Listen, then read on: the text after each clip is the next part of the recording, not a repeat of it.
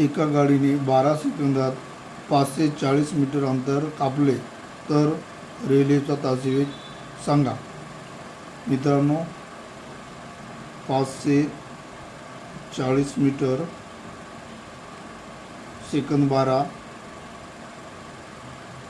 18/5, sign दोन्ही 12, sign त्रिक 18, 5 1 5,